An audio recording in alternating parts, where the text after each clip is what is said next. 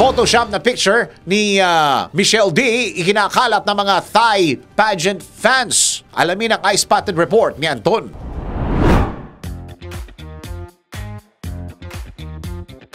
Para sa aking balitang showbiz, kumakalat ngayon ang Photoshop na picture ni Michelle D. Ang mga Thai fans ang nagpakalat na nasabing pictures kung saan layunin nito na siraan ang pambato ng Pilipinas sa darating na Miss Universe 2023. Halatang Photoshop ang nasabing picture na anak ni dating Miss International Melanie Marquez dahil noon pa man ay maganda na si Michelle nang pasukin nito ang pagmomodelo at pag-aartista.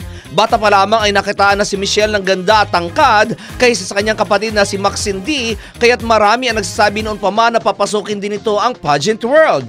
Ayon sa mga pageant guru, malaking banta si Michelle kay Miss Universe Thailand Antonia Forsyth kung kaya't sinisira nito ng mga Thai detractors. Ngunit hindi pinatulan ng Pinoy pageant fans ang paninira kay Michelle, bagkos ay nagpasalamat pa ang mga ito sa exposure na ibinibigay sa Pinay Beauty Queen. Gaganapin ang ika-72 edisyon ng Miss Universe sa darating na November 18, 2023 sa El Salvador.